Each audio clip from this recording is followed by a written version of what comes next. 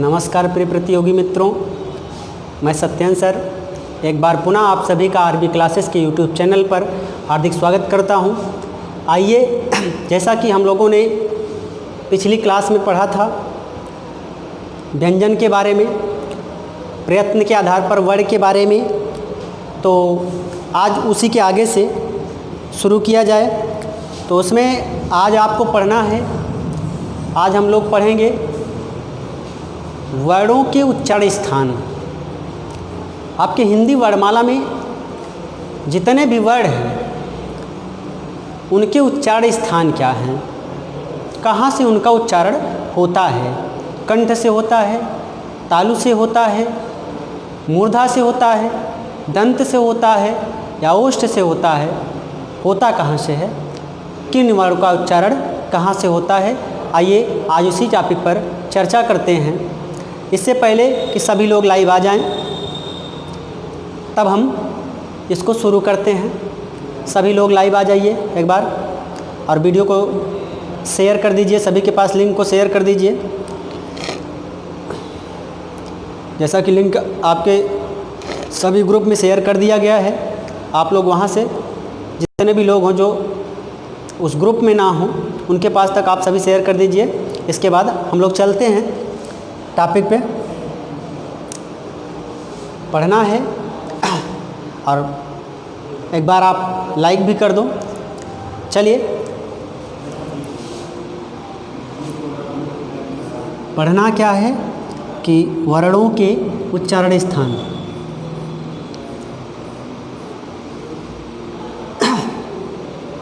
वर्णों के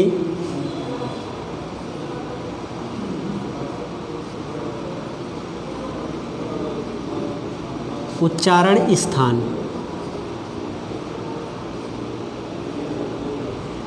आज का टॉपिक है आपका, यही पढ़ना है। वर्णमाला का आखिरी टॉपिक है। इसके बाद आपको वर्णमाला से संबंधित कुछ प्रमुख तथ्य हैं, बिंदु हैं, जिस पर हम चर्चा करेंगे और आज की क्लास में ही आपका वर्णमाला समाप्त कर दिया जाएगा। इसके बाद आपको टेस्ट सीरीज मिलती रहेगी, 2020 टेस्ट सीरीज आपको प्रोवाइड कराई जाएगी। आपका टेस्ट क्लास में ही लिया जाएगा, लाइव क्लास में ही। तो चलिए चलते हैं। सभी को गुड मॉर्निंग, जितने भी लोग हैं सभी को गुड मॉर्निंग। चलिए वर्णों के उच्चारण स्थान। अब देखिए, हमको पढ़ना है इसमें कि किस वर्ण का उच्चारण कहाँ से होता है, किस वर्ण का उच्चारण कहाँ से होता है। तो प्रत्येक अनेक किताबों में अनेक प्रकार से दिया गया है। मैं आपको मात्र 10 सूत्रों में ही आपके जितने भी वर्ण हैं उन सभी का उच्चारण स्थान मात्र 10 लाइन में बताऊंगा और बहुत ही आसान है। बस वही 10 लाइन अगर आप याद कर लेते हैं तो प्रत्येक वर्ण का उच्चारण स्थान आपको पता चल जाएगा। कभी भी आपको एक बार याद कर लिए तो जीवन में कभी नहीं भूलेगा। चलिए देखते हैं कि वो क्या है, सूत्र क्या है, वो 10 लाइन क्या है।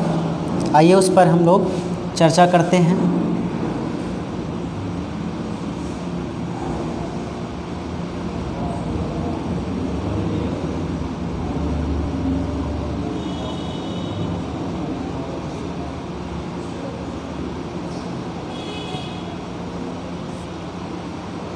चलिए तो आज का टॉपिक शुरू है।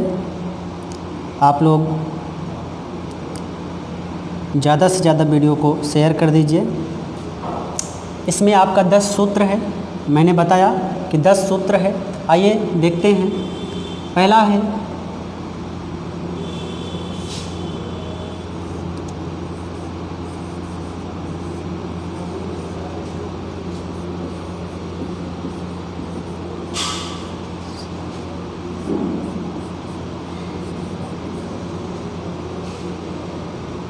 अकु विसर्जनीया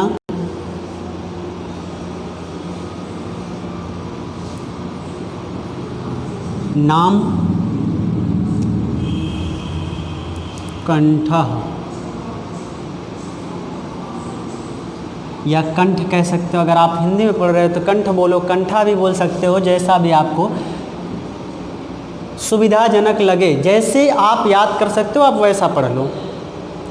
बाकी व्याख्या मैं करूँगा, मैं बताऊँगा कि किस में क्या वर्ड आता है और किस प्रकार से वर्ड को निकाला जाएगा इस सूत्र से, किस नियम के तहत, कितनी चतुराईपूर्ण तरीके से इसमें से वर्डों को निकाला जाएगा, और बहुत ही आसान तरीका है।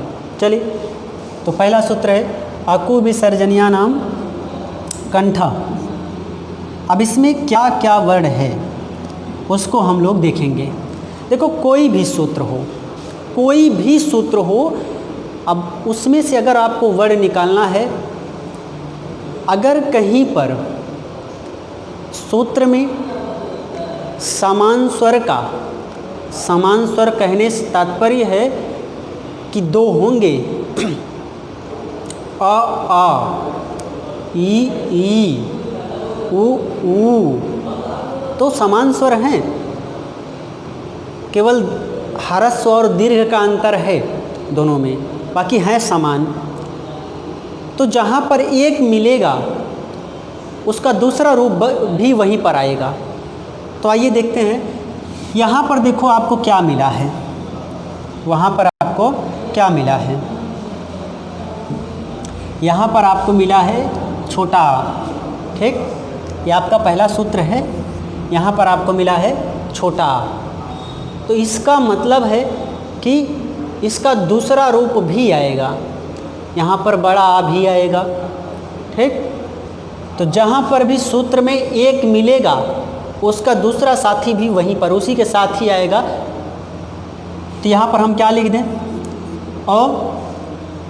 और बड़ा भी आ। अब इसके बाद देखो सूत्र में इसके बाद कौन सा वर्ड आया है, का। यदि किसी भी वर्ग का पहला व्यंजन आता है तो उस वर्ग का प्रत्येक व्यंजन आएगा, उस वर्ग का प्रत्येक व्यंजन आएगा। अब एक वर्ग में कितने व्यंजन होते हैं, तो एक वर्ग में कितने व्यंजन होते हैं कमेंट करके बताओ मुझे। एक वर्ग में कितने व्यंजन होते हैं कमेंट करके बताओ, फास्ट कमेंट करो, करिए। 5 5। चलिए, तो कितने वर्ग व्यंजन होते हैं एक वर्ग में, 5। तो वो पांचों यहाँ पर आएंगे, यानी आप वहाँ पे लिखोगे क, ख, ग, घ, इंगा। ये आपका, इसे आप का वर्ग भी कह सकते थे। क्या कह सकते थे, इसे का वर्ग भी कह सकते थे। आप का वर्ग लिख देते तब भी आपका काम हो जाता, ठीक। तो कैसे कैसे वर्ड को सूत्र से कैसे कैसे निकाला जा रहा है ये आपको दिख रहा होगा, आप समझ पा रहे हैं, ठीक। तो चलिए, तो अकुह विसर्जनीया नाम कंठा, पहला वर्ड था आ हमने लिखा। तो आ मैंने बताया कि आ का जितना रूप होगा, कितना रूप होता है, 2 रूप होता है वैसे, तो दोनों है, तो दोनों रूप लिखा जाएगा वहाँ पे। तो लिखा गया है आ, उसके बाद का आया है। अब देखो का पे छोटा ऊ की मात्रा लगी तो उससे मतलब नहीं है, ठीक। मूल वर्ड हम देखेंगे, ठीक, जो मात्राएं लगी हैं उससे मतलब नहीं है अभी। तो हमने का को ले लिया, ठीक, का को ले लिया, तो यानी आप यहाँ पर इतना ना लिखकर आप इतना लिख देते कि का वर्ग, तब भी ठीक था। चाहे आप ऐसे लिख लो, जैसे आपको समझ में आए वैसे आप पढ़िए, ठीक। मैं हर तरीके से बता रहा हूँ, जैसे आपको समझ में आए वैसे आप कर लीजिए, ठीक। तो चलिए, तो का वर्ग हो गया। इसके बाद देखो यहाँ पे हा आया है, हा आया है, तो हा भी हो जाएगा। ठीक। अब इसके बाद विसर्जनिया। विसर्जनिया मतलब विसर्ग, जो मैं यहाँ पे बता रहा था कि आप विसर्ग लगाओ ना लगाओ, संस्कृत में रहता है तो कंठा बोला जाता है, इसलिए वहाँ पे लगता है, क्योंकि ये संस्कृत से निकाला गया सूत्र है, संस्कृत में बनाया गया सूत्र है जो मैं आपको बता रहा हूँ।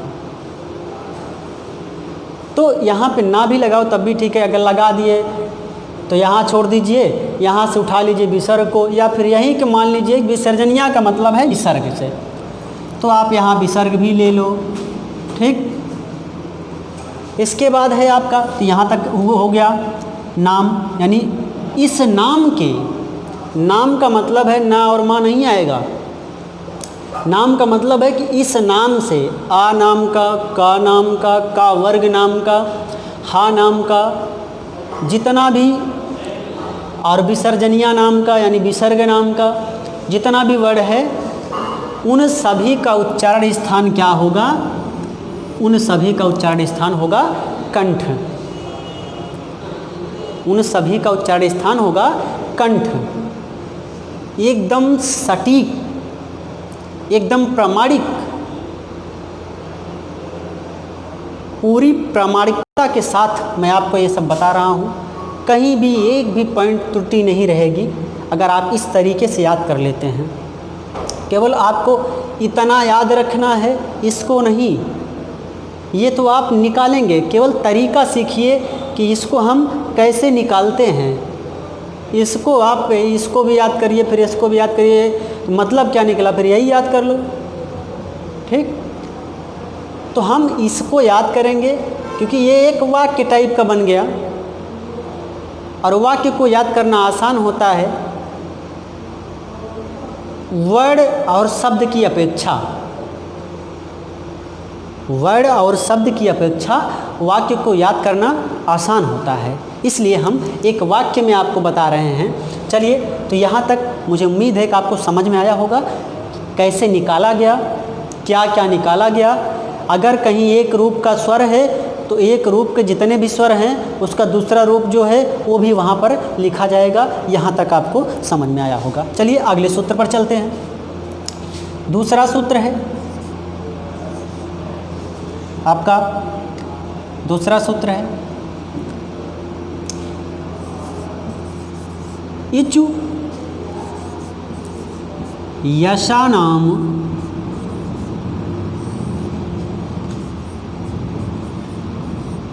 तालु। इचु यशानाम तालु। अब देखिए, जिस प्रकार से आपने इसमें से निकाला था, जिस नियम के तहत इससे आपने वर्ड को निकाला, उसी टाइप से, उसी तरह से, उसी तरीके से आप इसमें से भी वर्ड को निकालेंगे। यहाँ पे ई आया है, इसका मतलब इसके दोनों रूप होंगे, छोटा बड़ा, छोटी ई और बड़ी ई, दोनों रूप होगा इसका। ठीक।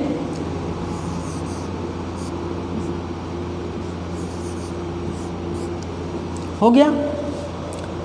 चा आया है। हमने कहा कि यदि किसी भी वर्ग का पहला व्यंजन आता है तो उस वर्ग के प्रत्येक व्यंजन आएंगे। तो चा आया है। अब इसमें यहाँ पे अब हम ऐसे न लिख के का, ख, ग, घ, इंगा पूरी व्याख्या चा, छ, जा, झा, या ना करके हम यहाँ चा वर्ग लिख दें तो क्या किसी को दिक्कत है? अगर दिक्कत है तो कमेंट में यस करिए, नहीं है तो नो करिए, तब हम आगे बताएं, आगे चलें। और बहुत ही महत्वपूर्ण टॉपिक है, एक क्वेश्चन इससे भी अनिवार्य है कि आना ही है। चलिए, तो ठीक है, चलते हैं। तो ई आया था तो छोटी बड़ी दोनों हो गया। चा आया था, अपने वर्ग का पहला वर्ड है, इसलिए हम चा वर्ग लिख देते हैं। आप चाहे चा वर्ग लिखिए, चाहे चा, छ, ज, झ, इंगा लिख दीजिए। इसके बाद देखो या आया है और शा आया है। तो यहाँ पर हम लिख देते हैं या और शा, तालव्य शा है, क्योंकि देखो तालु, इच्छु यसा नाम तालु, तो तालव्य शा, क्योंकि तालु से तो तालव्य शा का प्रयोग किया गया है। इतने वर्ड का, अब नाम से आशय है कि इतने वर्ड, इस नाम के वर्ड का उच्चारण स्थान क्या होगा? तालु होगा। क्या क्या है? छोटी बड़ी, चा वर्ग, या और शा, नाम के वर्ड का उच्चारण स्थान क्या होगा? तालु होगा। चलिए आगे चलते हैं अगले सूत्र पर। अगले सूत्र पर चलें, आइए देखते हैं कि अगला सूत्र क्या है। तीसरा सूत्र, तीसरा सूत्र है ऋतु रसानाम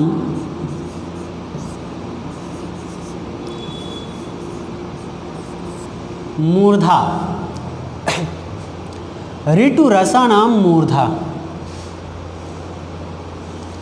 अब इसकी भी व्याख्या करनी है। जैसा कि आपको स्वर पढ़ाते समय बताया गया था कि री के भी दो रूप होते हैं, एक ह्रस्व होता है, एक दीर्घ होता है, लेकिन हिंदी में आपको केवल एक ही रूप मिलेंगे। वो कौन से हैं? तो केवल आपका ह्रस्व री ही मिलेगा। संस्कृत में अब देखो दीर्घ री कैसे होता है, आपके दिमाग में क्वेश्चन उठा, सर तो बता रहे हैं, लेकिन दीर्घ री होता कैसे है? तो उसमें कोई अंतर विशेष नहीं है, बस आपने देखो ह्रस्व री लिखा है, हम यहाँ पे लिख देते हैं दीर्घ री। कितना अंतर है आप देख सकते हो, यहाँ पर देखिए और यहाँ पर देखिए, उसमें और उसमें मात्र इतना अंतर है कि यहाँ पर जो एक लाइन थी उसी को हम बढ़ा के दोबारा एक लाइन और बना दिए। बस इतना सा अंतर है दीर्घ री और ह्रस्व री में। यहाँ तक आपको समझ में आया? कहीं भी आपको कोई भी दिक्कत हो आप तुरंत बताइए, उसका सलूशन, उसका सही निष्कर्ष आप तक पहुँचाया जाएगा। आइए देखते हैं तो इसमें क्या क्या है। ऋतु रसा नाम मूर्धा सूत्र है। अब इसमें री आया है तो हम इसको निकालेंगे। निकालने का तरीका आपको पता हो गया है। री, अब देखो टा अपने वर्ग का पहला वर्ण है, टा अपने वर्ग का पहला वर्ण है, तो हम इसे क्या कह सकते हैं? टा वर्ग भी कह सकते हैं, या आप अपनी सुविधा के अनुसार कर सकते हो, टा ठा डा ढा अड़ा, जैसे आपको ज़्यादा समझ में आए आप वैसे करते जाओ। यहाँ पे मैं लिख सकता हूँ क्या? टा वर्ग। अगर आपकी इजाज़त हो तो मैं लिख दूँ, कमेंट करके बताइए, क्योंकि आपको समझ में आए तभी मेरा पढ़ाना सार्थक है, अन्यथा व्यर्थ है मेरा बताना, पढ़ाना, लिखाना, ये सब व्यर्थ है। चलिए ठीक, तो मैं लिख सकता हूँ टा वर्ग। अब यहाँ पे आया है रा और सा। हमने बताया था मात्रा से कोई मतलब नहीं है यहाँ पर अभी, तो आप रा और शा, ये कौन सा सा है? तो मूर्धन्य सा, क्योंकि मूर्धा में आया है। देखिए मूर्धा के सूत्र में आया है तो इसका नाम भी मूर्धन्य है। तो रा और शा, इतने इस नाम के वर्ड का उच्चारण स्थान क्या होगा? मूर्धा। यहाँ तक समझ में आया? चलिए आगे बढ़ते हैं। आइए अगले सूत्र पर चलते हैं। अगला सूत्र है आपका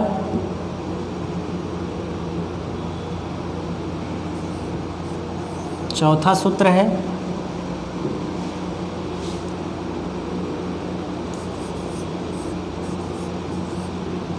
ऋतु लशानाम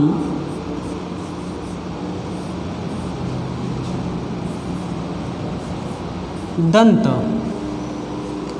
ऋतु लशानाम दंत। देखिए इसका उच्चारण बहुत कठिन तो नहीं है, लेकिन कुछ तो टफ है। अगर आप 2-4 बार पढ़ोगे तो स्पष्ट हो जाएगा, नहीं तो ऋतु और ऋतु दोनों में स्पष्ट उच्चारण में अंतर नहीं कर पाते हो आप लोग। तो इसलिए 2-4 बार जब इसको पढ़ोगे तो जीभ जब आपकी टूटेगी, मुड़ने की आदत पड़ेगी जीभ में, तब इसका उच्चारण स्पष्ट हो पाएगा। तो 2-4 बार पढ़िएगा, स्पष्टता उच्चारण होने लगेगा और याद भी हो जाएगा आपको साथ साथ। आइए, तो सूत्र है ऋतु। ऋतु क्या है?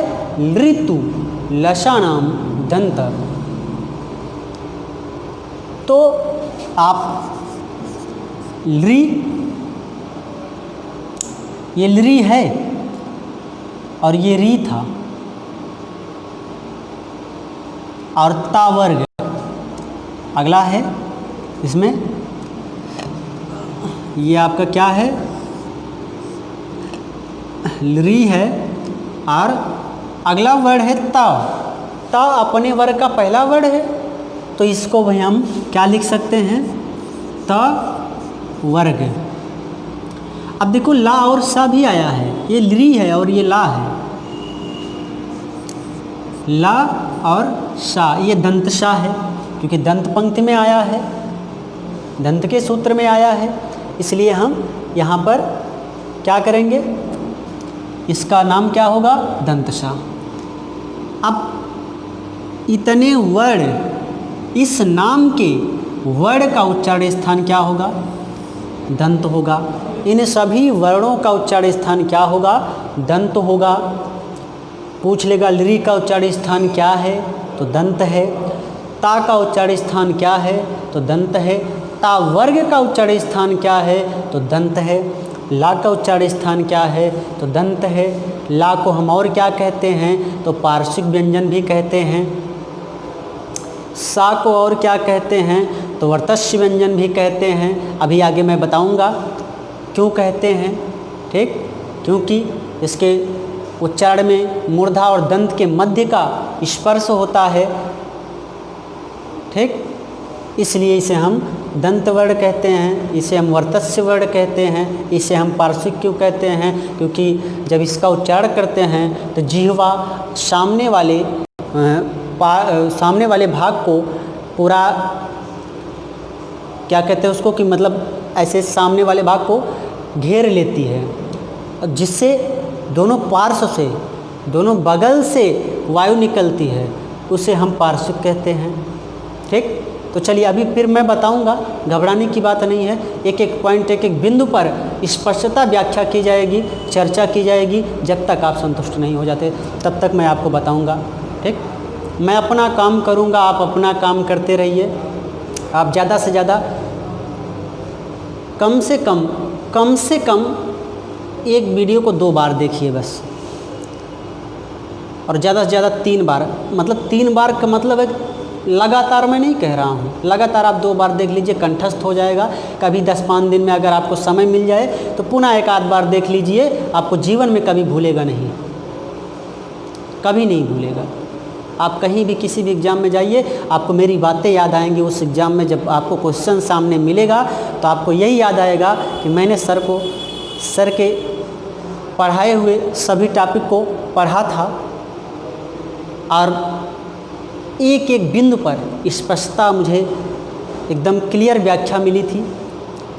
आपको क्वेश्चन देखते ही उत्तर मिल जाएगा, सोचने की नौबत नहीं आएगी वहाँ पर। चलिए, मैं आशा करता हूँ कि ऐसा ही होगा, क्योंकि आप लोग बहुत कर्मठी हैं, बहुत लगनशील हैं, बहुत अच्छे हैं। चलिए टॉपिक पे आते हैं। तो ऋतु लसानाम दंता, ये भी सूत्र मुझे उम्मीद है कि आपको समझ में आया होगा। किसी भी वर्ण का उच्चारण स्थान जब अभी तक जितना बताया गया, उसमें से किसी भी एक वर्ण का उच्चारण स्थान अगर आपसे पूछा जाए तो मुझे उम्मीद है कि आप सबसे पहला उत्तर आप ही का होगा। कहीं भी पढ़ता हुआ छात्र आपसे आगे नहीं जाएगा, ये मुझे पूरा विश्वास है, और इस विश्वास को बनाए रखने की जिम्मेदारी आप पर मैं छोड़ रहा हूँ। चलिए अगले सूत्र पर चलते हैं। अगला सूत्र है आपका 5वां है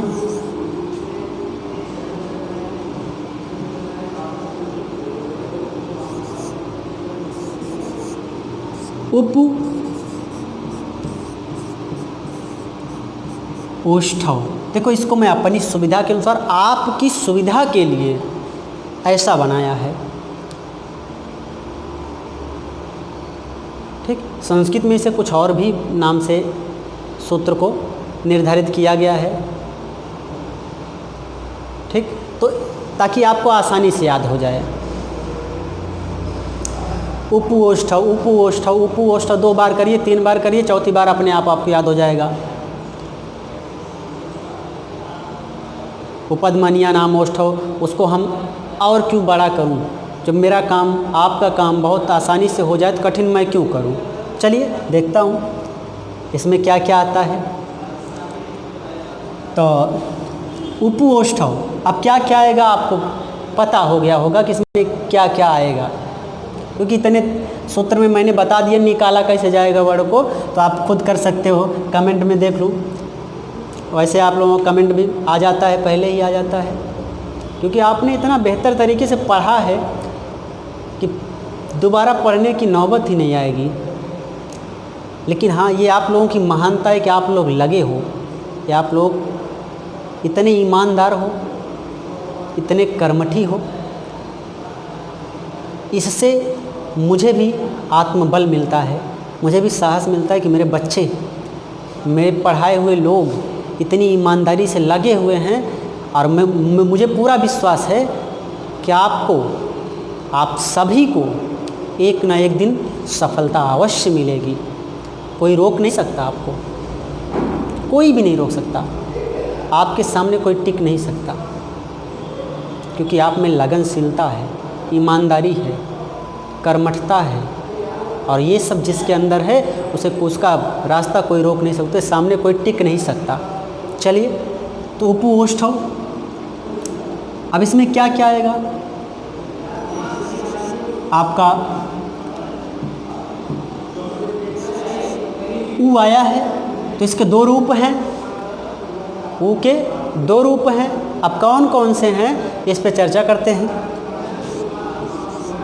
छोटा उ बड़ा उ। अब देखो अपने वर्ग का पहला वर्ड आया है कि नहीं आया है, बताइए। अपने वर्ग का पहला वर्ड आया है कि नहीं आया है, आप बताइए। अपने वर्ग का पहला वर्ड आया है, पा। पा से शुरू होता है कोई वर्ड, कोई वर्ग होता है। 5वां वर्ग तो पा से ही शुरू होता है ना, प फ ब भ म। तो अब हम इसको क्या लिख सकते हैं, पा वर्ग लिख सकते हैं। ओष्ठव, देखो मैं इसे बहुत जल्दी भी बता सकता हूँ और बहुत समय लेकर भी बता सकता हूँ, लेकिन मुझे बहुत समय नहीं लेना है। मुझे पता है कि ये इस समय भी आपका समय बहुत महत्वपूर्ण है, बहुत कीमती है। इस समय भी आपको, आपके पास समय नहीं है, इसलिए मैं आपको कहता हूँ, बार बार कहता हूँ कि आप बड़े बड़े महान व्यक्ति हो, बहुत ही मूल्यवान प्राणी हो, धरती के सबसे अनमोल प्राणी आप ही लोग हो। चलिए चलते हैं। तो यहाँ तक समझ में आया। ऊ, छोटा ऊ बड़ा ऊ, अगर एक आया दोनों रूप आएगा। पा अपने वर्ग का पहला वर्ड है, तो पा वर्ग मैंने लिख दिया, यानी प फ ब भ म। ये सभी आपके, इन सभी का उच्चारण स्थान क्या होगा, ओष्ठ है। आप बोल के देख लो, पा, ऐसे मुख को खोल कर बोला, पा बोलो, देखो बोल पाते हो, नहीं बोल पाओगे। हैं, बोल के देखो, कोई भी बोल के देखे, मुंह खोल के। बा को मुंह खोल के बोल के देखो, बोल पाओगे, नहीं बोल पाओगे।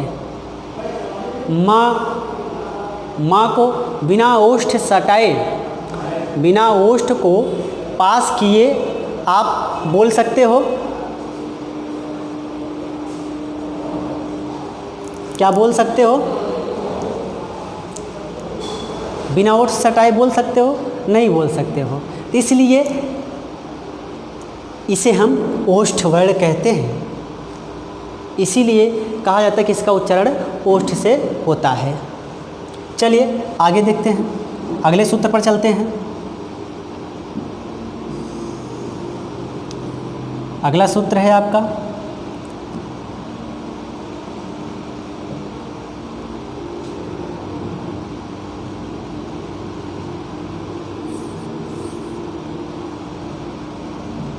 छठा है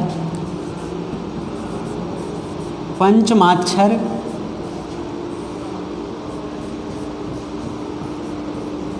नासिका च।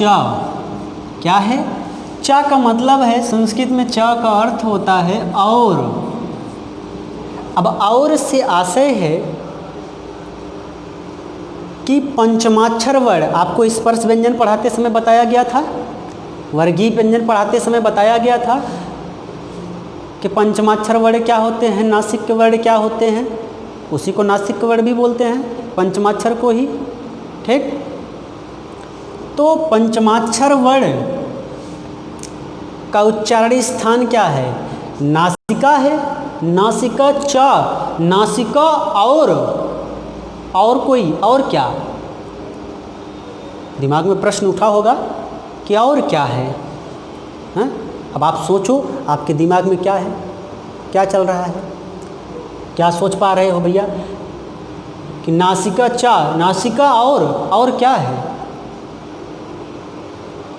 नासिका और अपने वर्ग के उच्चारण स्थान से, जिस वर्ग में आता है वो उस वर्ग के उच्चारण स्थान से,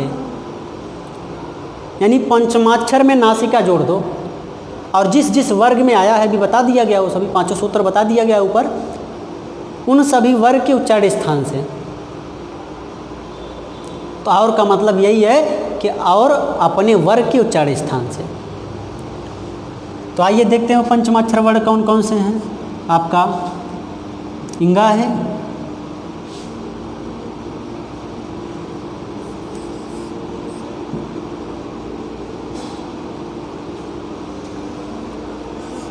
इया, ड़, न, मा, 5 वर्ण हुए। ये सभी पंचमाक्षर हैं, इसे नासिक के वर्ण भी कहते हैं। ठीक, तो इनके उच्चारण स्थान क्या हैं? तो हमने बताया कि नासिका सभी में जोड़ दो। क्या करना है? नासिका सभी में जोड़ दो, पांचों में। आपने सभी में नासिका जोड़ दिया। अब प्लस करके इंगा किस वर्ग में आता है? तो का वर्ग में आता है। का वर्ग का उच्चारण स्थान क्या है? तो कंठ है। तो वहाँ कंठ लिख दीजिए आप, बस इतना से करना है। इंगा किस वर्ग में आता है? इंगा किस वर्ग में आता है? तो यहाँ चा वर्ग में आता है। चा वर्ग का उच्चारण स्थान क्या है? तो तालु है। अब वहाँ तालु आप लिख दीजिए।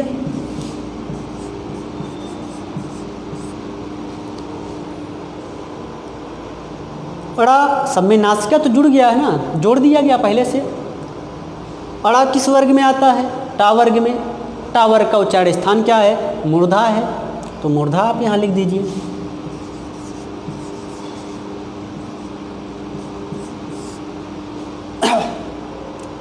ना किस वर्ग का है? तो ना आपका ता वर्ग का है। ता वर्ग का उच्चारण स्थान क्या है? तो दंत है। दंत आप लिख दीजिए। माँ किस वर्ग का है? तो पा वर्ग का है। पा वर्ग का उच्चारण स्थान क्या है? तो ओष्ठ है, जैसा कि अभी आपने पढ़ा उपओष्ठ हो। ठीक, तो यहाँ आप लिख दीजिए ओष्ठ। मुझे उम्मीद है कि यहाँ तक आपको समझ में आया होगा। क्वेश्चन कैसे पूछेगा, मैं थोड़ा सा एक आध दो क्वेश्चन आपको यहाँ पर बता देता हूँ। जैसे मान लीजिए आपसे पूछ लिया कि इंगा का उच्चारण स्थान है।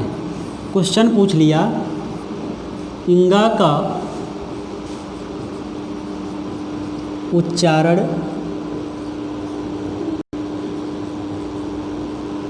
स्थान क्या है। ठीक, अब आपको ऑप्शन दिया जा रहा है कि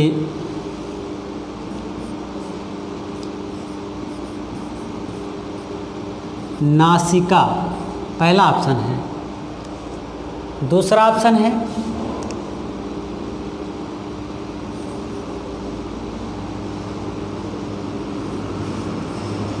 कंठ। तीसरा ऑप्शन है नासिका प्लस कंठ। और चौथा ऑप्शन है नासिका प्लस तालु। अब आपसे पूछ लिया, आपको बताना है कि कौन सा सही है। संदेह में पड़ गए आप, अचंभे में पड़ गए आप। अब आप सोच रहे हो कि तो कई ऑप्शन लग रहा है, कई तो लग रहा है, सही है। आप जिस दुविधा में हो जायज़ है, लेकिन आपको देखना है कि इस क्वेश्चन के सबसे करीब कौन सा ऑप्शन है। इस क्वेश्चन का उत्तर, सबसे सटीक उत्तर कौन सा ऑप्शन दे पा रहा है। जो दे पा रहा होगा वही उसका उत्तर हो जाएगा। कमेंट करके बताइए। तब तक मैं पानी पी लेता हूँ। सभी लोग कमेंट करिए। कुछ लोगों का कमेंट तो पहले आ चुका था, कुछ लोगों का आ रहा है।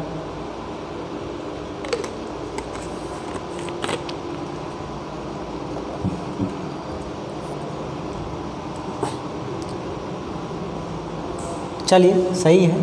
तो क्या है उत्तर? नासिका प्लस कंठ। देखो कंठ क्यों नहीं होगा, केवल कंठ क्यों नहीं होगा? क्योंकि भैया इसका उच्चारण स्थान सबसे सटीक जो है वो नासिका प्लस कंठ है।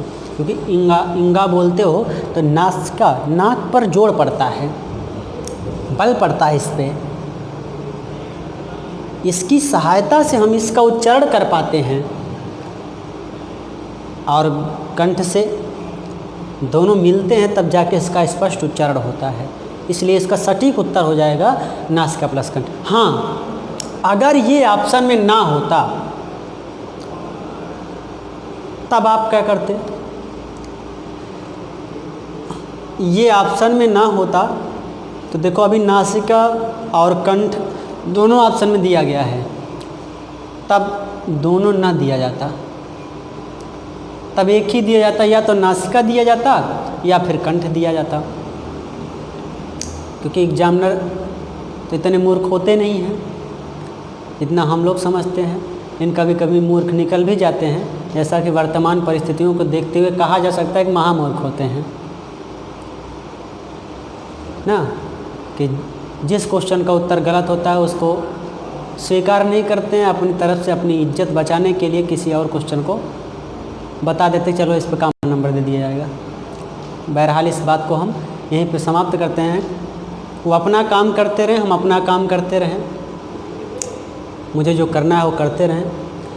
तो इसका तब ये का ऑप्शन यहाँ से या तो ये रहेगा या तो ये रहेगा। जब ये नहीं रहेगा तो या तो ये रहेगा या तो ये रहेगा, दोनों नहीं रहेगा। इस बात को दिमाग में बिठा लीजिए कि दोनों नहीं रहेगा, रहेगा तो एक ही रहेगा, जो भी रहे। ठीक। तो मुझे उम्मीद है कि आपको ये क्वेश्चन समझ में आया होगा। किसी भी तरीके से, किसी भी प्रकार से इस क्वेश्चन को पूछा जाए तो आपको उत्तर आप कर सकते हो, मुझे विश्वास है। चलिए तो अगले सूत्र पर चलते हैं। आइए, अगला सूत्र है आपका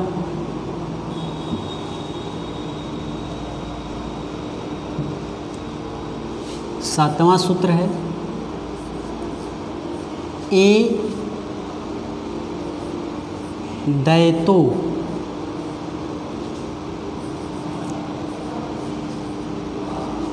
कंठ प्लस तालु, यानी इसको कंठ तालु भी कह सकते हो, जैसा आपको आसान लगे। ए दैतो कंठ तालु। अब इसमें क्या क्या आएगा? अगर ए आया है तो ए का दूसरा रूप क्या होता है? आए। मात्रा आपको याद होगी तो आप बता सकते हो। ठीक। क्योंकि यहाँ पर मैं देखता हूँ कि लोग, जब मैं बोलता हूँ कि आप ए आए, तो लोग ऐसे लिखते हैं, ए को ऐसे लिख देंगे और आए को ऐसे लिख देंगे ना। बहुतों को मैंने देखा है लिखते हुए। तो ये तो आपका एकदम गलत है, कुछ नहीं, ये तो ऐसी मात्रा ही नहीं बनी, अब अभी तक आविष्कार नहीं हुआ इसका।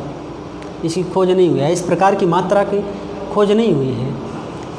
इसकी हुई है, इसके पहले ये था आपका ए है, यह क्या है ए, और यह क्या है ए। ठीक, तो ये दोनों रूप यहाँ पे मिलेगा आपको, दोनों रूप आपको मिलेगा। आइए देखते हैं दोनों रूप क्या हैं।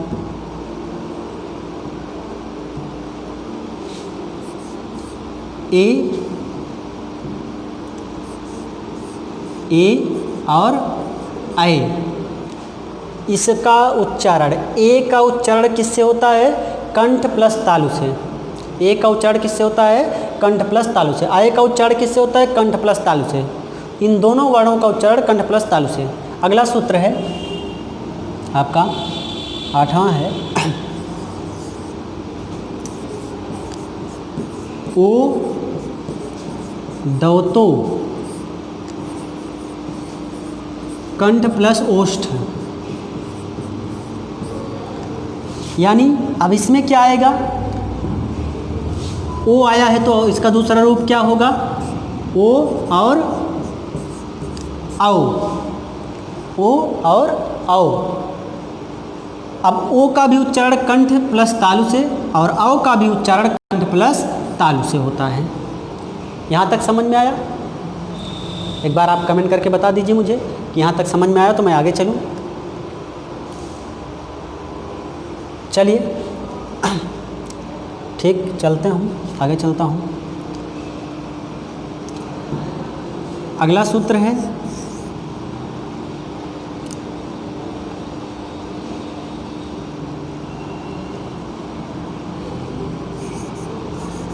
वकारस्य दंतोष्ठ, वकारस्य दंत प्लस ओष्ठ, यानी अब इसमें कौन सा वर्ड आएगा? वा। वकारस्य का मतलब वा निकालिए आप बस, वा। वा का उच्चारण स्थान क्या है? दंत प्लस ओष्ठ है। आपसे क्वेश्चन पूछेगा इनमें से किन वर्णों का उच्चारण स्थान दंत प्लस ओष्ठ है? इनमें से किन वर्णों का उच्चारण स्थान दंत प्लस ओष्ठ है? तो आपको ऑप्शन में कहीं ना कहीं वा दिया रहेगा। ठीक, चलिए अगले सूत्र पर चलते हैं।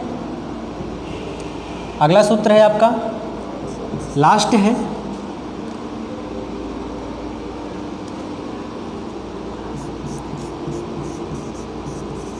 नासिकानुस्वारस्य। क्या है सूत्र? नासिकानुस्वारस्य। अब इसमें क्या आएगा? इसमें भी एकात्म वर्ड आएगा। क्या है वो वर्ड? आइए देखते हैं वो वर्ड क्या है। अनुस्वार। क्या है वो वर्ड? तो वर्ड है आपका अनुस्वार। अनुस्वार, यही तो है आपका अनुस्वार, जिसे आप अंग कहते हो।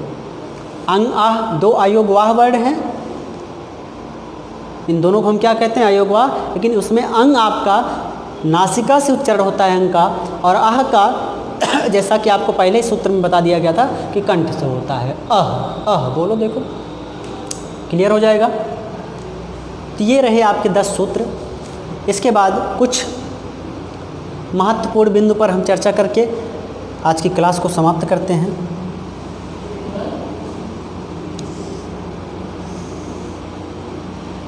अब आइए देखते हैं अगले कुछ बिंदुओं पर चर्चा करते हैं। जैसा कि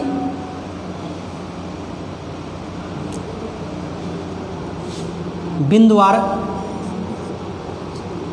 हम लोग देख लेते हैं। अभी मैं बताऊंगा कि इसमें कैसे क्वेश्चन और कैसे पूछ सकता है, और जितना भी मैं बता रहा हूँ उसको आप देखिए।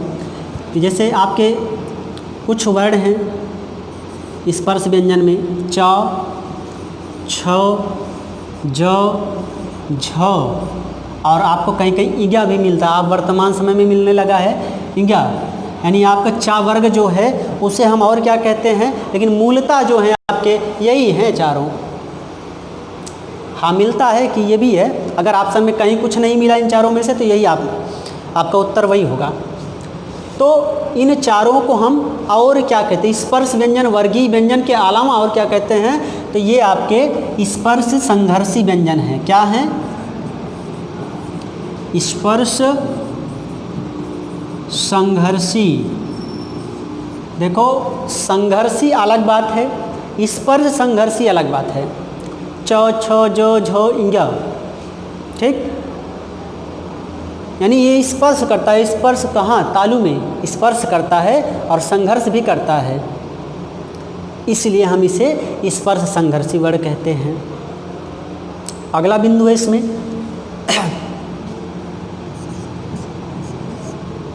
रा को क्या कहते हैं? लुंठित और लुंठित या प्रकंपित। क्या कहते हैं? लुंठित या प्रकंपित वर्ण भी कहते हैं। किसको? रा को।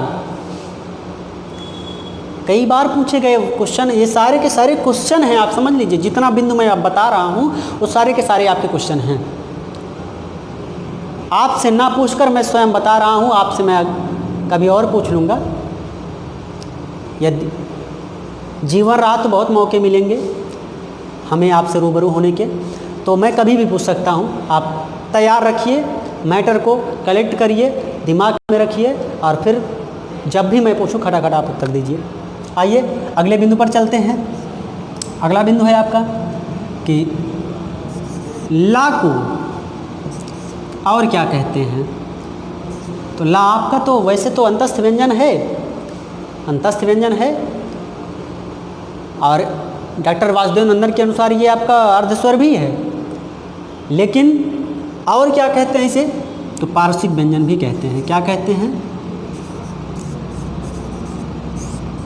पार्श्विक व्यंजन भी कहते हैं। किसको? ला को। क्यों? अब पार्श्विक क्यों कहते हैं इसको? क्योंकि इसके उच्चारण में अभी मैंने बताया था, लेतु लसानाम दंता सूत्र में बताया था जब आया था, क्योंकि इसके उच्चारण करते समय जिह्वा जो है आगे वाले सामने वाले भाग को ढक लेती है, और जब ढकती है तो भैया उच्चारण कर रहे हो तो वायु निकलेगी ही। वायु निकलने का स्थान बचा कहाँ कहाँ है? दोनों बगल से, इस दोनों बगल से, उसी दोनों बगल को हम पार्श्व कहते हैं, इसीलिए इसका नाम पड़ा पार्श्विक भी। अगले बिंदु पर चलते हैं।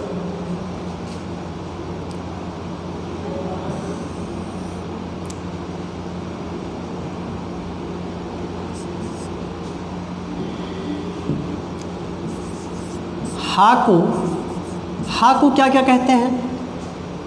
हा को क्या क्या कहते हैं बताइए आप लोग। चलिए मैं बताता हूँ। हा को कहते हैं काकल्य, महाप्राण और सघोष। काकल्य, महाप्राण और सघोष भी कहते हैं। ये आपको सब पढ़ाया गया है, सूत्र में बताया गया वहाँ पे कि नहीं बताया गया था? जब आपको अल्पप्राण, महाप्राण, अघोष, सघोष पढ़ाया जा रहा था वहाँ पर बताया गया था, और मैंने बताया था कि प्रत्येक सूत्र में जो वर्ण आते हैं वो कहीं ना कहीं दो सूत्रों में मिलेंगे। जितने भी वर्ण हैं वो सभी आपको दो सूत्रों में मिलेंगे। चलिए अगले पॉइंट पर चलते हैं।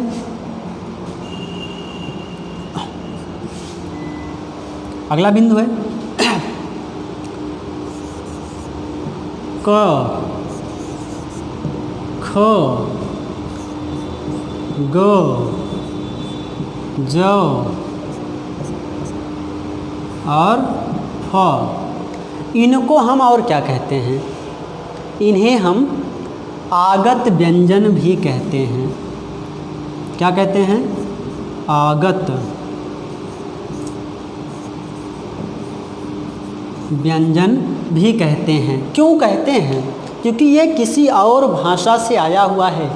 अपनी हिंदी भाषा में किसी और भाषा से आया हुआ है। इसलिए हम क ख ग ज फ को, इन पांचों वर्ण को आगत व्यंजन भी कहते हैं। आपका कहीं कहीं आपको मिलेगा ड़ा ढा को भी आगत व्यंजन के अंतर्गत रखा गया है, लेकिन मुख्यतः उसे जब मूलतः देखा जाए तो आपका विकसित व्यंजन है। ड़ा ढा आपका विकसित व्यंजन है, अला आप कह सकते हो कि यहाँ पर आएगा। चलिए तो उसको भी हम देख लेते हैं। क्या क्या है आपका ड़ा ढा और आपके छ त्र ज्ञ स्र, इसे हम क्या कहते हैं? इसको हम विकसित व्यंजन भी कहते हैं। विकसित व्यंजन भी कहते हैं। किसे? ड़ा ढ छत्रंग ज्ञ स्रा को भी, क्योंकि ये तो भैया किसी न किसी वर्ण से मिलकर विकसित हुए हैं, बने हैं, इसलिए इसे हम संयुक्त व्यंजन में भी पढ़े थे।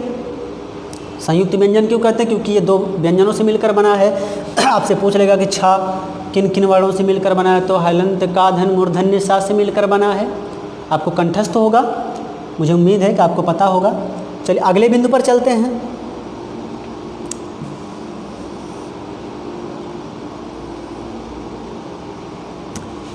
आइए देखते हैं, अगला बिंदु है आपका कि स्वर को और किस नाम से जानते हैं? स्वर को और किस नाम से जानते हैं? तो स्वर को अच के नाम से जानते हैं। ये पाणिनि के सूत्र 14 सूत्र महेश्वर सूत्र में से निकला हुआ है, वहीं से बनाया गया है। ठीक, तो इसे हम, क्योंकि आच प्रत्याहार के अंतर्गत ही सारे स्वरों का उल्लेख हो जाता है, इसलिए हम स्वर को और दूसरे नाम आच से भी जानते हैं। व्यंजन को किस नाम से जानते हैं? तो व्यंजन को किस नाम से जानते हैं? तो व्यंजन को हल के नाम से जानते हैं। ये आपका नीचे क्या लगा हुआ है, जो तिरछी आड़ी पाई है, उसको हम क्या कहते हैं? तो हलंत कहते हैं। ठीक, ये जब किसी भी व्यंजन पर लग जाता है तो उसको वह व्यंजन विशुद्ध व्यंजन कहलाता है, यानी वो आधा कहलाता है। आइए अगले टॉपिक पर चलते हैं, अभी कुछ टाइम लगेगा। ठीक, तो आज की क्लास थोड़ी लंबी हो जाएगी, अभी निपटाना चाहते हैं, आपको नहीं, इस क्लास को। ठीक, चलिए धैर्य बनाए रखिए। तो बहुत हो गया, इसके साथ हम लोग कई दिनों से जूझ रहे हैं ना, आज इसका रफा दफा कर दिया जाए। चलिए निपटा देते हैं इसको। अगले सूत्र पर चलते हैं, मतलब अगले बिंदु पर चलते हैं। तो देखो, स्वर को अच भी कहते हैं, व्यंजन को हल भी कहते हैं। ठीक, हमने बता दिया कि ड़ा ढा छत्रंग ज्ञ स्रा विकसित व्यंजन भी है, और ये आपका क ख ग ज फ आगत व्यंजन भी है। हा आपका काकल्य महाप्राण, और ला आपका लुंठित है, रा आपका पार्श्विक है, रा आपका लुंठित और प्रकंपित भी है। ठीक, च छ जा झ इस पर संघर्षी भी है। ठीक, अब अगर आपसे संघर्षी व्यंजन पूछ ले तो उस व्यंजन का दूसरा नाम संघर्षी व्यंजन है, आपको वहाँ बताया गया था।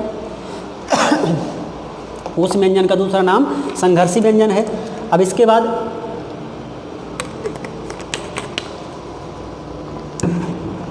जैसा कि मैंने आपको बताया था कि पंचमाक्षर के स्थान पर अनुस्वार का प्रयोग करने का सुझाव कौन दिया था?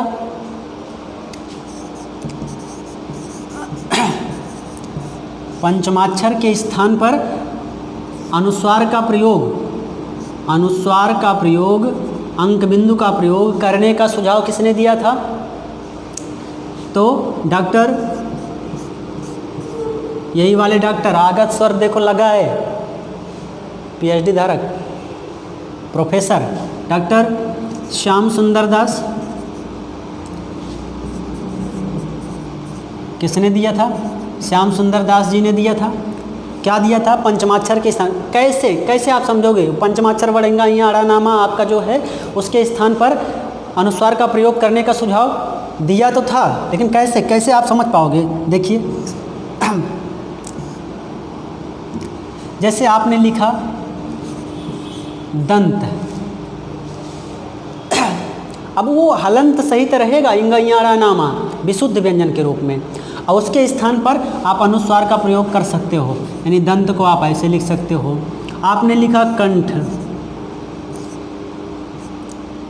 ठीक, तो कंठ को आप ऐसे भी लिख सकते हो।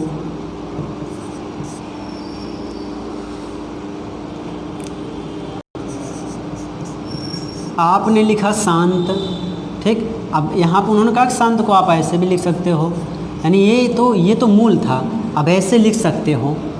तो ये रहा अनुस्वार का प्रयोग करने का सुझाव जो कि डॉक्टर श्याम सुंदर दास ने दिया था। आइए अगले टॉपिक पर, अगले बिंदु पर चलते हैं। कुछ टाइम और लेंगे अभी तो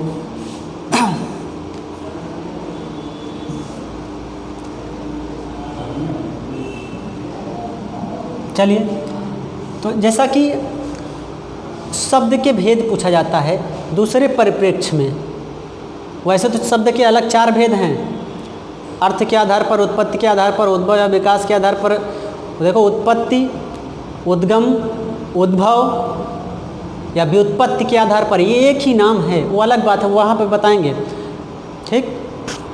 और अर्थ के आधार पर, रचना के आधार पर, संरचना के आधार पर, ये सभी अलग भेद है। लेकिन शब्द के 2 रूप हैं, 2 भेद हैं। कौन कौन से? शब्द के क्या? अक्षर के, क्षमा चाहता हूँ मैं कुछ और बोल दिया, अक्षर के। यहाँ पे देख लीजिए थोड़ा सा कि अक्षर के प्रकार, अक्षर के प्रकार 2 प्रकार होते हैं, यानी 2 रूपों में बांटा गया है। कौन कौन से हैं ये? तो पहला है मुक्ताक्षर, पहला क्या है? मुक्ताक्षर, और दूसरा है बद्धाक्षर, दूसरा क्या है? बद्धाक्षर। अब मुक्ताक्षर किसे कहते हैं, आइए देखते हैं कि मुक्ताक्षर किसे कहते हैं। क्या किसी को पता है? नहीं पता है तो पता हो जाएगा, घबराने की कोई आवश्यकता नहीं है।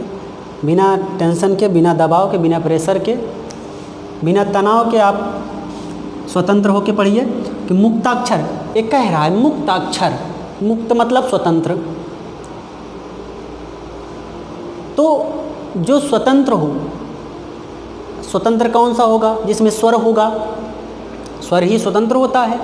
तो आप कह सकते हो कि जिन शब्दों के अंत में, जिन शब्दों के अंत में क्या लगा हो, स्वर आता हो, स्वर लगा हो, उसे हम मुक्ताक्षर कहते हैं। जैसे हमने कहा खाना, हमने कहा पानी, हमने कहा सीता, ठीक, हमने कहा रामू। तो देखो सबके अंत में कोई ना कोई मात्रा लगी हुई है।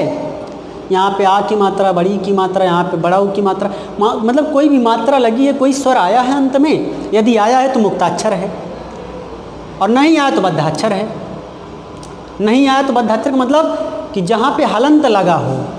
बद्धाक्षर का मतलब जिस शब्द के अंत में हलंत लगा हो, विशुद्ध व्यंजन आया हो, उसे हम क्या कहते हैं? उसे हम बद्धाक्षर कहते हैं। आइए देखते हैं। जैसे हमने कहा जगत, हलंत लगा यहाँ पे। हमने कहा सत्यम, हमने कहा शिवम,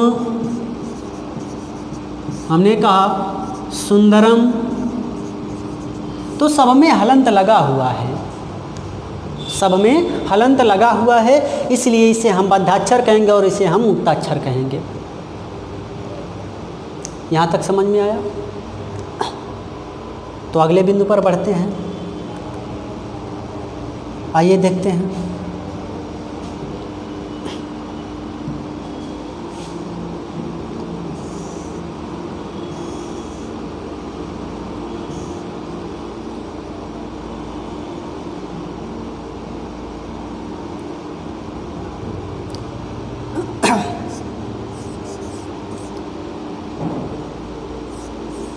द्वित्व ध्वनियाँ अगला पॉइंट है। द्वित्व ध्वनियाँ क्या होती हैं, किसे कहते हैं? या द्वित्व शब्द भी कह सकते हो, नाम से ही स्पष्ट है। कि द्वित्व ध्वनियाँ क्या हैं।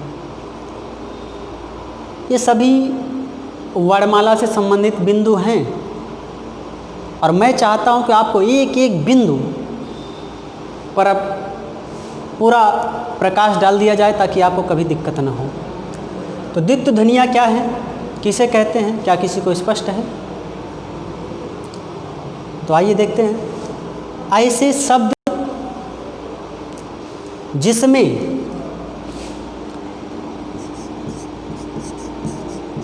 ऐसे शब्द जिसमें दो समान व्यंजन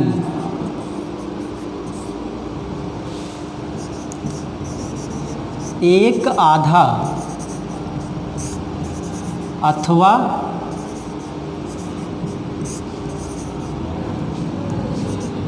एक पूरा या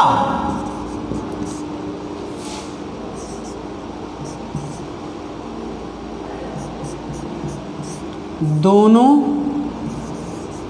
आधा या दोनों आधा हो। देखो क्या कह रहा है, ऐसे शब्द जिसमें दो समान व्यंजन, समान व्यंजन का मतलब समझते हो, का आ जाए, ना आ जाए, प आ जाए, च आ जाए, त आ जाए, ड आ जाए, दो समान होना चाहिए। तो ऐसे शब्द जिसमें दो समान व्यंजन एक आधा अथवा एक पूरा या दोनों आधा हो, उसे हम द्वित्व ध्वनियाँ या द्वित्व शब्द कहते हैं। उसे हम द्वित्व ध्वनियाँ या द्वित्व शब्द कहते हैं। जैसे, तो देखते हैं जैसे क्या क्या है उसमें, दो चार शब्द मैं आपको बता दूं। जैसे मैंने कहा उज्ज्वल, देखो ये एक ऐसा शब्द है जो पता नहीं कितनी बार पूछा गया है, पता ही नहीं है कितनी बार पूछा गया है कि इनमें से शुद्ध शब्द है, चार ऑप्शन दे दिया, उसमें एक ये भी दे दिया और एक ऐसा वाला भी दे दिया जिसमें एक आपका पूरा दे दिया। अब 70% लोग तो यही वाला मारेंगे और जो 30% बचे हैं वो उसको मारेंगे जो पहले लिखा गया था। ठीक, तो जबकि आपका यही शुद्ध है, एकदम करेक्ट है, यही पता नहीं कितना बार पूछा गया है, इसको आप कंठस्थ रखिएगा। उज्ज्वल, जैसे चम्मच, जैसे दिल्ली, जैसे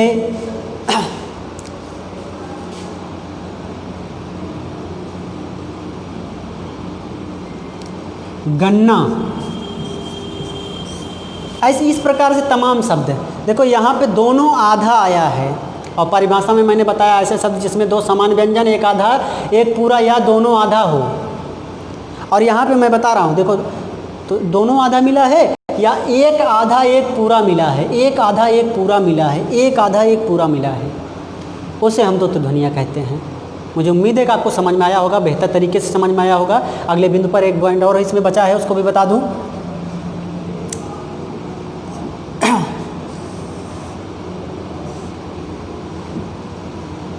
आप निश्चिंत रहिए, बेफिक्र रहिए, मैं आपका हूं और आप मेरे हो। मेरी सांस जब तक है, जब तक मेरी सांस है तब तक के लिए मैं आपका हूं, उसके बाद तो पता नहीं कौन जाने क्या होगा। तो अगला बिंदु है इसमें संपृक्त ध्वनियाँ। संपृक्त ध्वनियाँ किसी को अंदाज़ा हो तो कमेंट में लिख के बताएं किसे कहते हैं संपृक्त ध्वनियाँ। बहुत ही महत्वपूर्ण बिंदु चल रहा है, अगर इसको आप मिस कर गए तो जान लो कि एग्ज़ाम को मिस कर गए आप। संपृक्त ध्वनियाँ,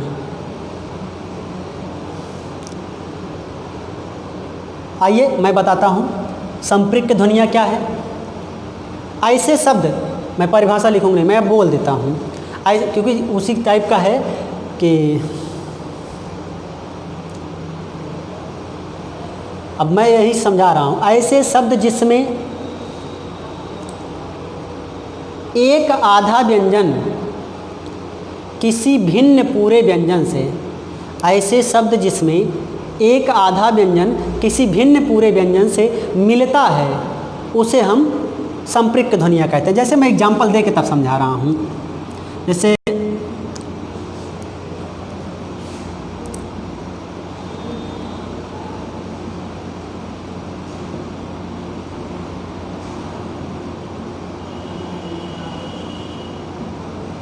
आइए, तो जैसे आपका एग्जाम्पल क्या हो जाएगा,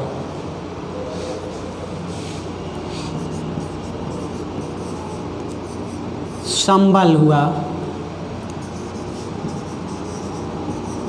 कंबल हुआ। अब समझ लो, दो एग्जाम्पल आपको समझ में आ जाएगा।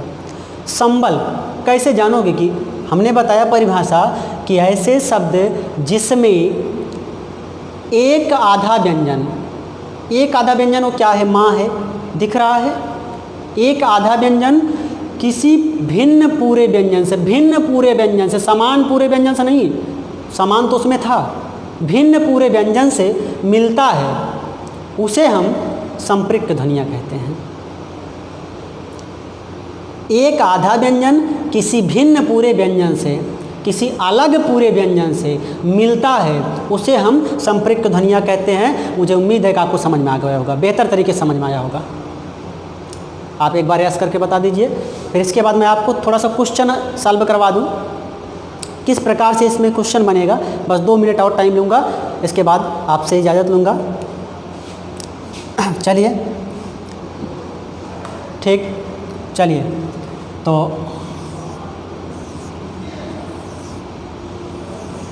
आइए, जैसे कि आप देख रहे हैं, हमने जो भी बताया, कल जो बताया था उस टॉपिक का भी क्वेश्चन मैं आज आपको बता देता हूँ। जैसे कल आपको अल्पप्राण, महाप्राण, अघोष, सघोष ये सभी बताया गया था।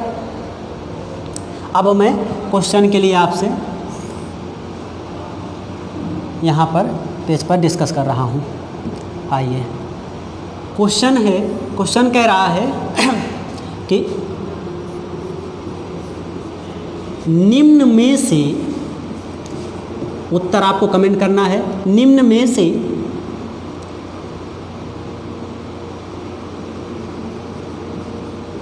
अल्प प्राण वर्ण है। क्वेश्चन है आपका, ऑप्शन दे दिया। ए ऑप्शन है छ, बी ऑप्शन है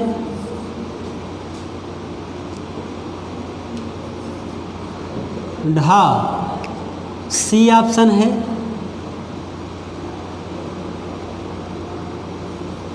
धा, और डी ऑप्शन है आपका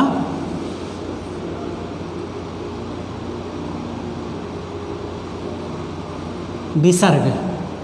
सभी लोग कमेंट करिए, देखता हूँ कितने लोगों को सही होता है।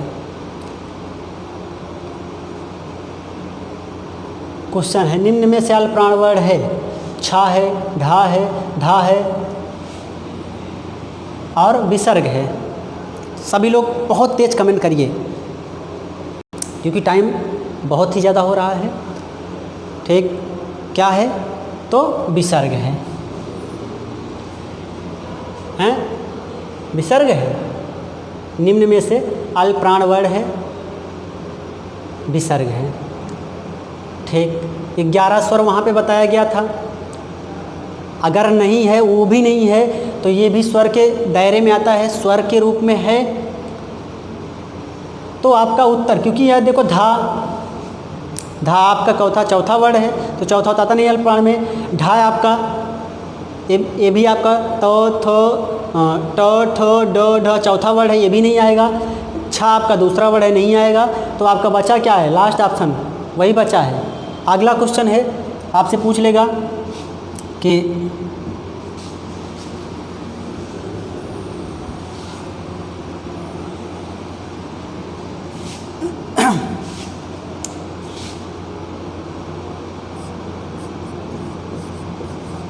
निम्न में से महाप्राण और सघोष, महाप्राण और सघोष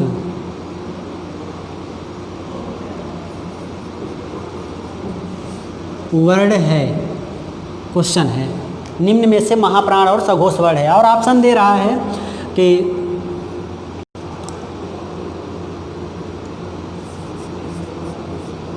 वर्ग का दूसरा वर्ण।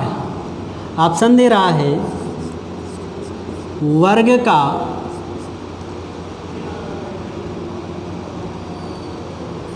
तीसरा वर्ण। ऑप्शन दे रहा है वर्ग का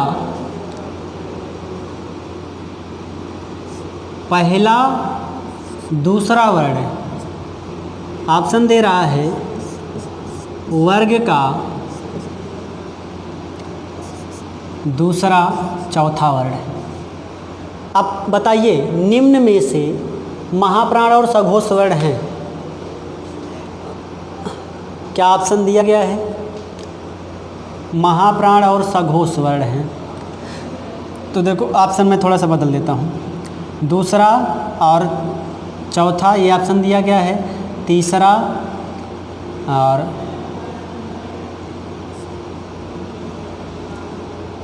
महाप्राण और सघोष वर्ण है। तो एक ऑप्शन मैं यहाँ पे देता हूँ, चौथा और तो नहीं दे सकता, चौथा वर्ण, वर्ग का चौथा वर्ण, वर्ग का दूसरा वर्ण, वर्ग का पहला दूसरा वर्ण, वर्ग का दूसरा चौथा वर्ण। अब इसमें से कौन सा है जो महाप्राण और सघोष दोनों है? कमेंट करके बताइए सभी लोग, कौन सा है? तो वर्ग का चौथा वर्ण।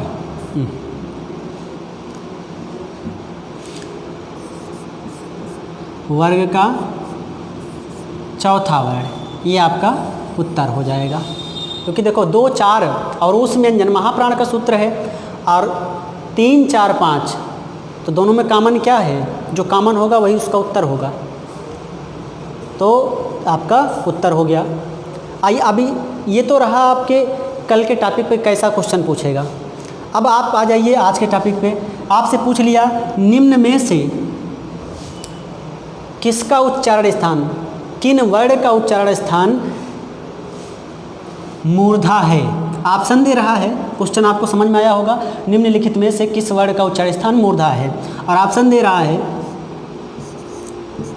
री, ऑप्शन दे रहा है री, ऑप्शन दे रहा है च, ऑप्शन दे रहा है ता। कमेंट करिए,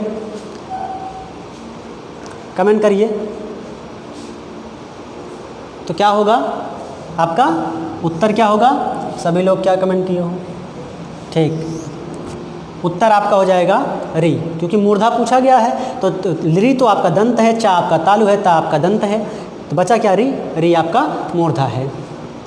इसके बाद है आपका जैसे मान लीजिए आपसे पूछ लिया कि निम्नलिखित में से स्पर्श संघर्षी व्यंजन है। स्पर्शी व्यंजन नहीं, वर्गीय व्यंजन नहीं, स्पर्श संघर्षी व्यंजन है। क्वेश्चन याद रखिए, निम्नलिखित में से स्पर्श संघर्षी व्यंजन है, और ऑप्शन दे रहा है ट, फ,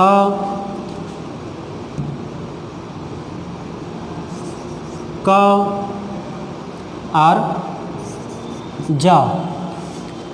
अब पूछ रहा है निम्नलिखित में से स्पर्श संघर्षी व्यंजन है। सभी लोग कमेंट करिए, बहुत तेज कमेंट करिए। एक आध क्वेश्चन पूछ के समाप्त करते हैं क्लास को। ठीक, कमेंट करिए, क्या कमेंट आ रहा है? चलिए, तो क्या उत्तर हो जाएगा इसका? निम्नलिखित में से स्पर्श संघर्षी व्यंजन है तो जा। क्या उत्तर हो जाएगा आपका? जा, क्योंकि च, छ, ज, झ यही तो आपका इंगा, ये तो आपके स्पर्श संघर्षी हैं। पूछ लिया निम्नलिखित में से काकल्य महाप्राण और सघोष वर्ण है। ऑप्शन दे रहा है ट, फ, और यहाँ पे एक दे दिया ह और यहाँ पे दे दिया का, इस ऑप्शन को काट देते हैं। इनमें से कौन सा सही होगा कमेंट करके बताइए, सभी लोग कमेंट करिए। क्या हो जाएगा? हाँ, काकल्य महाप्राण और सघोष वर्ण। अब पूछ लिया इनमें से द्वित्व शब्द है, इनमें से द्वित्व ध्वनियाँ है या द्वित्व शब्द है? 4 ऑप्शन दे दिया आपको, कलम, सांप, जंतु,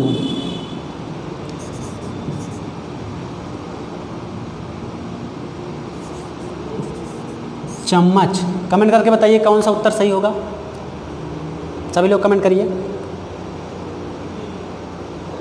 आज का आखिरी क्वेश्चन आपसे मैं पूछूंगा, बस इसी के बाद आखिरी क्वेश्चन के बाद क्लास को समाप्त करूंगा। तो उत्तर आपका क्या हो जाएगा? चम्मच।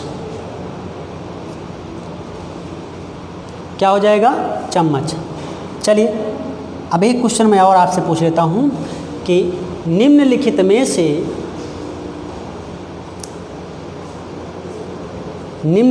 से किस वर्ण का उच्चारण स्थान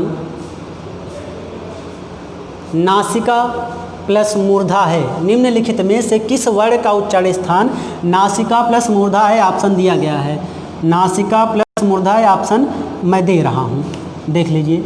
आपका ऑप्शन है री, ऑप्शन है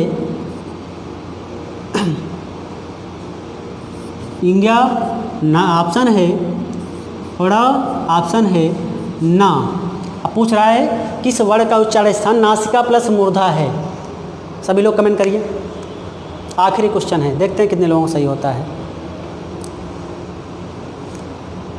चलिए इसका उत्तर हो जाएगा ड़ा, नासिका प्लस मूर्धा है। तो चलिए आज के लिए इतना ही। आप लोग मेहनत करते रहिए, लगे रहिए, आपको सफलता अवश्य मिलेगी। आपसे मैं एक छोटी सी रिक्वेस्ट करता हूं कि आपको अगर यदि आपको वीडियो, आपको क्लास बेहतर लगी हो तो आप इस लिंक को ज़्यादा से ज़्यादा लोगों तक शेयर करिए। बस इतनी सी गुजारिश है, लाइक करने की तो मैं कहूँगा नहीं क्योंकि मैं तो कहते कहते थक गया हूँ, तो इसलिए मैं इसके लिए आपसे नहीं कह सकता। चलिए आज के लिए इतना ही, अब मुझे दीजिए इजाज़त, नमस्कार।